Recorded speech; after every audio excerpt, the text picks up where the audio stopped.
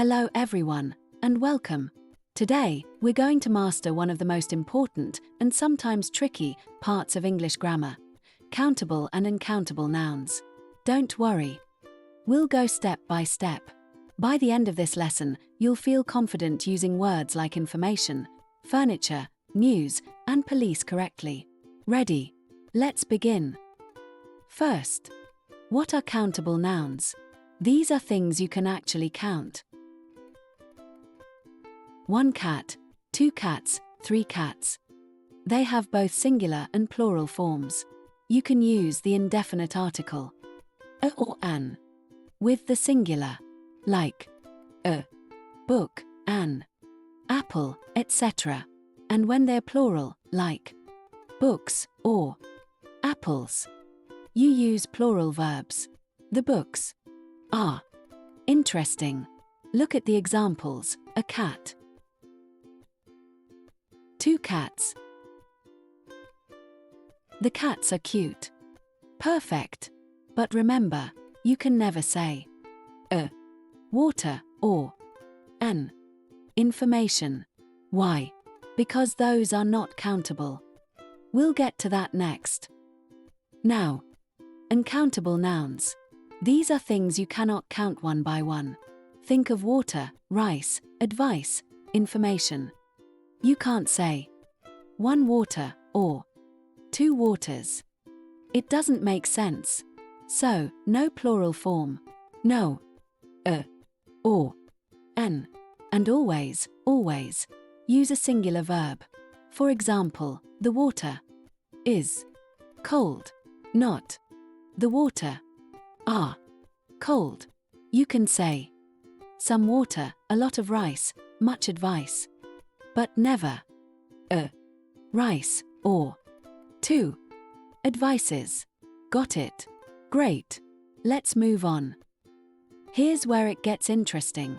Some nouns can be both countable and uncountable, but the meaning changes. Let's look at time. If you say, I don't have much time, you are considering time in general in an abstract sense. But if you say, we had a great time, this means a specific experience or event, something you can count. Same with work. I have work to do. Refers to a task, therefore it's uncountable. But if you say, Picasso's works, you are considering his paintings or creations. Now it's a countable noun. N. Paper. I need paper. Refers to the material, while she wrote 3 papers. Refers to individual documents, articles, or essays, which can be counted. See how the meaning shifts. That's the key. Let's keep going with more examples. Chicken. I ate chicken. The meat, uncountable. We have 5 chickens. The animals, countable. Glass. The window is made of glass. The material, uncountable. I broke 2 glasses. The drinking cups, countable. Experience. She has teaching experience. General skill, uncountable. He had strange experiences in India. Specific events, countable. Here's your golden rule. If it's a material or an abstract idea, it's usually uncountable. If it's a specific object, event, or type, then it's probably going to be countable. Keep this in mind, it will save you. Watch out for some sneaky nouns. They end in s, so they look plural, but they're actually treated as singular. Like news. You say, the news is good today. You don't say, the news are good. And you can't say news. Instead, what you say is a piece of news. Same with school subjects. Mathematics is difficult, not mathematics are. Diseases too. Measles is contagious. And games. Darts is fun to play. Sometimes, in very advanced English, you might hear these used differently. But at B1 level, always treat them as singular. Easy, right? Now let's talk about collective nouns. Words that describe a group or collection. First, furniture. You can't say furniture or 2 furnitures. Why? Because it's always uncountable. You say, the furniture is modern. What if you want to count it? Then you'll say, a piece of furniture, or 3 items of furniture.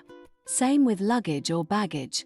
Your luggage is heavy, not your luggage.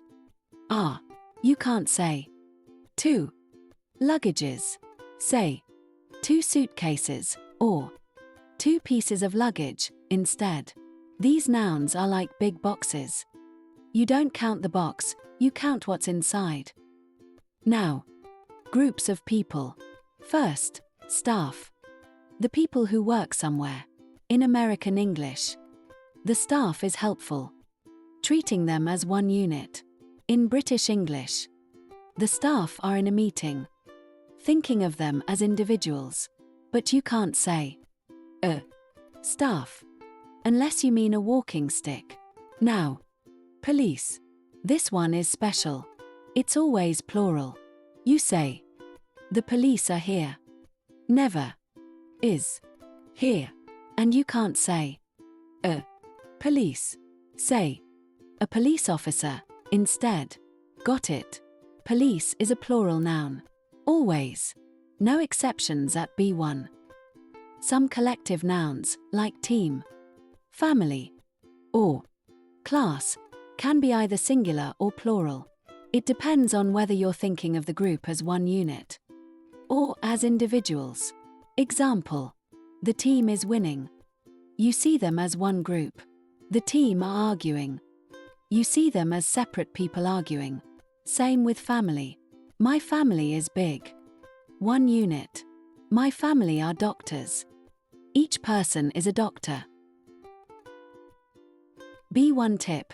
In tests or formal writing, use the singular unless the context clearly shows individuals. Keep it simple. You'll be safe. Let's review articles. Those little words that cause big confusion. Use or, an, only with singular countable nouns. A dog, an apple, a university. Use the with any noun, countable or uncountable, singular or plural, when you mean something specific. The water in my glass. The books you lent me. The furniture in the living room. And remember, never use or, an, with uncountable nouns. Not rice. Say, a grain of rice. Not an advice. Say, a piece of advice. Small words. Big rules. But you've got this. One last grammar point. Verb agreement. Singular noun. Singular verb. The cat is sleeping. The music is loud. The furniture looks nice. Plural countable noun. Plural verb. The cats are sleeping. The books are heavy. And remember our special cases. The police are coming. Always plural. People are happy. Always plural. The team is or are. Depends on meaning. Match the verb to the noun. And you'll sound like a pro. And that's it. You did it. Give yourself a big round of applause. You now understand what makes a noun countable or uncountable, how some nouns change meaning, how to handle tricky words like news, police, and furniture, when to use an, or, the, and how to choose the right verb. This is huge progress. Keep reviewing, keep practicing, and never be afraid to ask questions. I'm so proud of you. See you in the next lesson. Until then, happy learning and keep shining.